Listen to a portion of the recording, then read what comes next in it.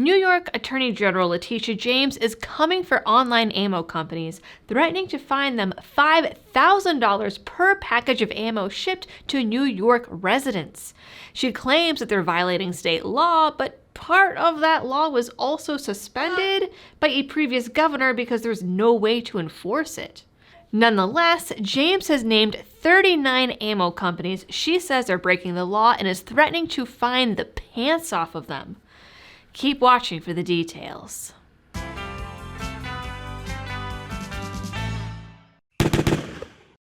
Hello again, Liberty fam, and welcome back to the channel.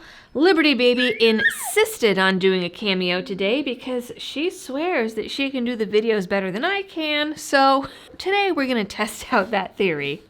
Today's video is brought to you by JX Tactical. All of their holsters are crafted right here in the US with styles and options for every body. They have outside the waistband, inside the waistband, and the Fat Guy appendix carry is made special to be a comfortable option for anyone, even those with a little extra tactical padding.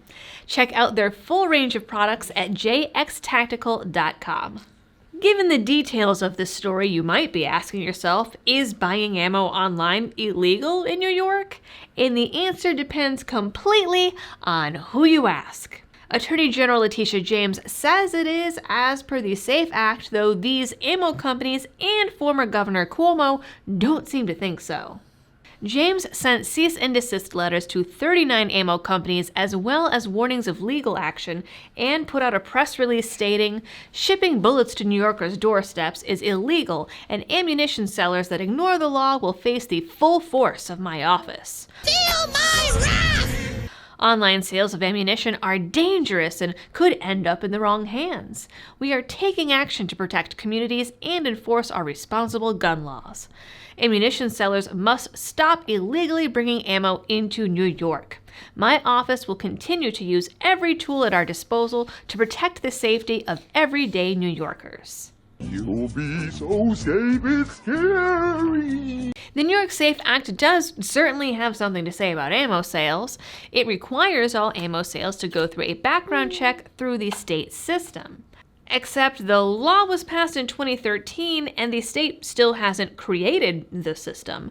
It's been nearly a decade and online ammo sales have continued on business as usual because the state never provided the infrastructure to follow the law.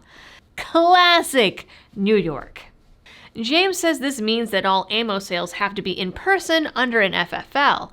But in 2015, Cuomo wrote a memo of understanding suspending the background check requirement until the state could certify that a state background check system was in place. Under this memo, it says the state can't implement or enforce the background check rule at all. Because, again, that system doesn't exist. Wow, the guy actually did something right. Ish. The language around online sales was vague and confusing at best, but between this memo and no one seeming to care for the last 9 years, exactly, online sales just kept chugging along.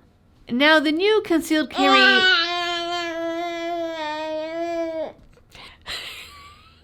Now, the new Concealed Carry Improvement Act that we all know and hate doesn't mention ammo sales at all. But during a press conference for the act, Hochul suddenly decided mid-anti-Bruin rant that she would verbally declare Cuomo's memo defunct. She claimed the memo blocked the state from taking critical measures to keep ammunition away from criminals. So, she said, we are literally tearing it up and New York will now require and conduct background checks for all ammunition purchases. But the question remains, can Hochul just tear it up and verbally demand an overnight change to the law without the systems in place to uphold it? Well, if you're a tyrant, yes. Especially considering that James herself ignored these alleged violations until after that press conference. The natural assumption, then, is that everyone thought the sales were in full compliance with the law. And again, Hochul said nothing about ammo having to be sold in person. She just said it needed a background check. Without the background check system in place, there is literally no difference between in-person sales and online, but James is demonizing one commercial transaction over another. In the press release, James references the SAFE Act and specifically a requirement that ammo sellers keep detailed records of sales, including customers' age, job, and address, which is just ridiculous. Perhaps she has a point in that no ammo store is going to ask what your job is or who your boss is, but that's because it's none of their damn business.